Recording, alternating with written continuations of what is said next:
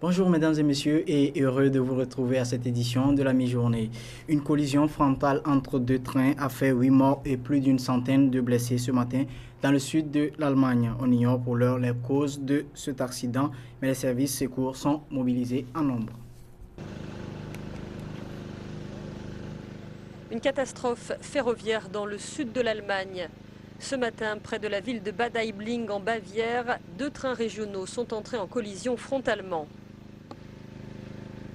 Le dernier bilan de la police fait état d'au moins 8 morts et plus d'une centaine de blessés.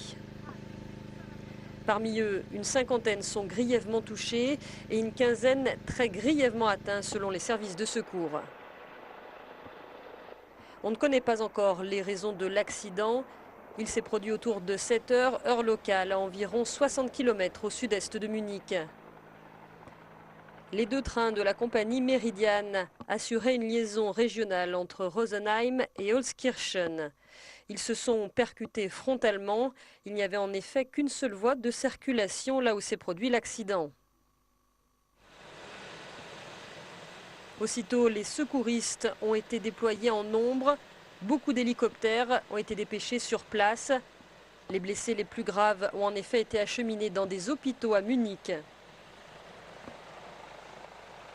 En raison du nombre important de victimes, des lignes d'appel d'urgence ont été mises en place pour renseigner les familles.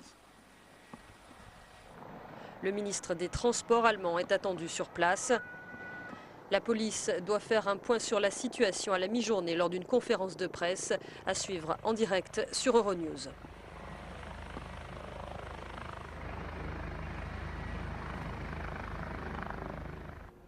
Toujours dans l'actualité, plusieurs demandeurs d'asile ont péri noyés aux côtes des larges turques. Au large des côtes turques, pardon. Cela après un naufrage survenu ce lundi, jour de la visite d'Angela Merkel en Turquie, pour discuter de l'afflux migratoire vers l'Europe. Au moins 27 demandeurs d'asile ont péri noyés après le naufrage d'une embarcation de fortune au large des côtes turques. 13 autres personnes sont portées disparues, seules 4 ont pu être secourues. Un accident survenu ce lundi, jour de la visite d'Angela Merkel à Ankara. La chancelière allemande venue trouver des moyens d'endiguer l'afflux migratoire vers l'Europe. Pour cette seule journée, les patrouilles de Frontex et les gardes-côtes grecs ont porté secours à plus de 2000 migrants. Sous la pression de Bruxelles, Athènes va mettre en place des hotspots dès la semaine prochaine, a indiqué le ministère de la Défense. À ce jour, un seul centre d'enregistrement existe sur l'île de Lesbos. Au total, 5 autres devraient être opérationnels sur les îles grecques d'ici mi-février et 2 autres sur la péninsule. Mais ces mesures divisent la population. Certains résidents redoutent l'ouverture de ces structures et y voient une solution de long terme qui inciterait les passeurs à poursuivre leur trafic. A l'inverse, d'autres habitants sont venus réitérer leur soutien à ceux qui franchissent la Méditerranée au péril de leur vie. Aux États-Unis, les électeurs du New Hampshire doivent se prononcer ce mardi sur les candidats à la présidentielle américaine. Les deux candidats anti-establishment, Bernie Sanders et Donald Trump, se détachent nettement dans les sondages. Un deuxième faux pas pourrait lui être fatal. Alors après avoir échoué à l'emporter dans l'Iowa la semaine dernière, Donald Trump mise sur le New Hampshire pour s'imposer définitivement comme le favori des primaires républicaines. Le milliardaire est plutôt confiant, 75 sondages consécutifs lui ayant donné entre 15 et 20 points d'avance sur ses adversaires dans cet État. Et pour ses derniers déplacements à la veille du scrutin, Trump garde le cap de sa campagne mégalomane. Toute ma vie a été consacrée à gagner de l'argent. J'aime plaisanter et dire que toute ma vie a été consacrée à être cupide. Oui, je suis cupide. Et maintenant, je vais être cupide pour les États-Unis. Je vais ramener de l'argent pour les États-Unis et des emplois. Derrière Trump, plusieurs candidats espèrent être dans le peloton de tête pour conserver toutes leurs chances. L'ultra-conservateur Ted Cruz, vainqueur dans l'Iowa, aura-t-il le même succès dans le New Hampshire, petit État beaucoup plus libéral ? Marco Rubio pourrait lui faire une percée significative alors qu'il est désormais le favori des cadres du Parti républicain. Le jeune sénateur de Floride pourrait néanmoins pâtir de sa très mauvaise performance du dernier débat télévisé samedi, lors duquel il est apparu très raide, récoltant le sobriquet de Marco Robo. Alors dans l'ombre, les outsiders veulent encore y croire.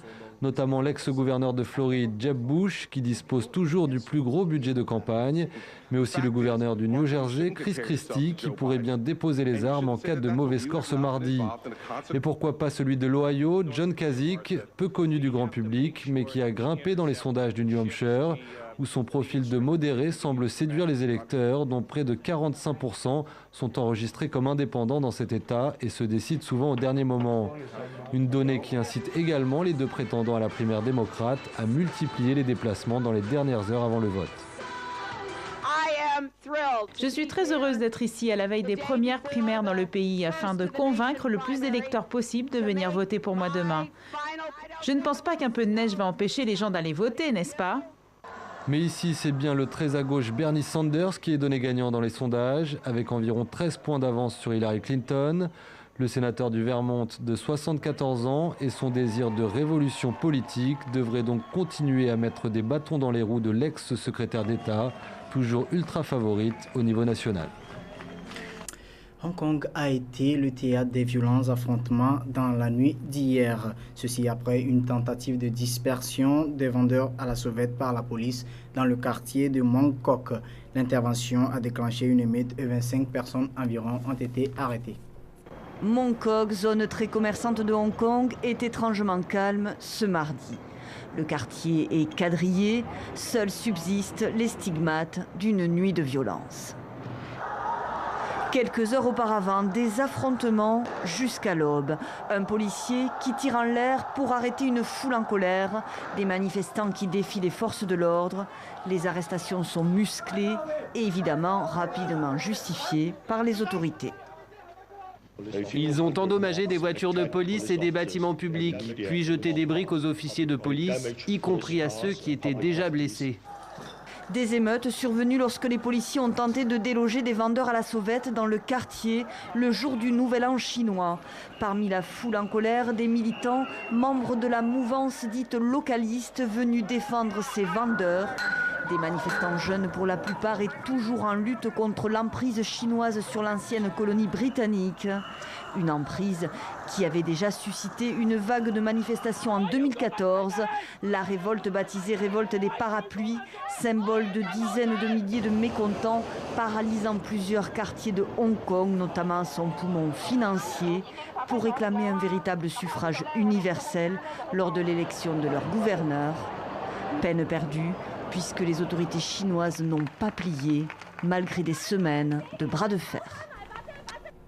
L'ouest de l'Europe a été touché par une tempête Imogène. Un enfant d'1 an et demi a été emporté par une vague en Espagne. En France, c'est une femme qui est grièvement blessée par la chute d'un panneau publicitaire. Il faut rappeler que cette tempête a également frappé le sud du Royaume-Uni. La tempête Imogène secoue la côte ouest de l'Europe, comme ici en Espagne. Un enfant d'1 an et demi a été emporté par une vague alors qu'il se promenait avec son père et son grand-père à Navia, une commune des Asturies. Les deux hommes ont été hospitalisés en état de choc. Il est fortement déconseillé de se rapprocher des côtes. La mer est déchaînée comme ici à La Corogne, où les vagues passent même au-dessus des digues. Autre image impressionnante près de Pontevedra, où des petites tornades ont semé la panique et causé d'importants dégâts.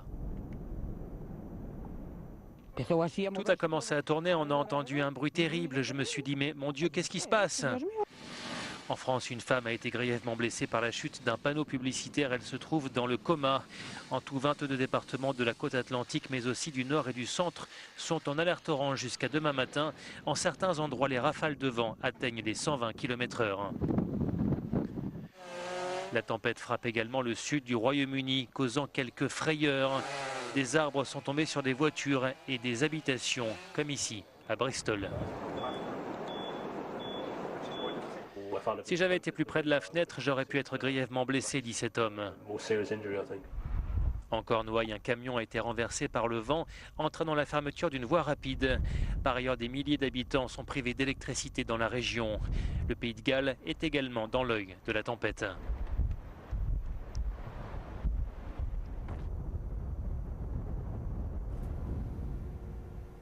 Depuis 4 jours en Turquie, un nombre toujours grandissant de Syriens vient se masser à la frontière. Les autorités turques, face à l'urgence, envoient l'aide matérielle, mais le régime syrien, appuyé par ses alliés, continue son avancée autour d'Alep dans le nord de la Syrie.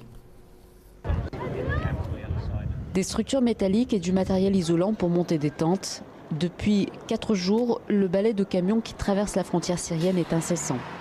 Ils y emmènent de l'aide humanitaire envoyée par la Turquie qui craint d'être bientôt dépassée par la situation.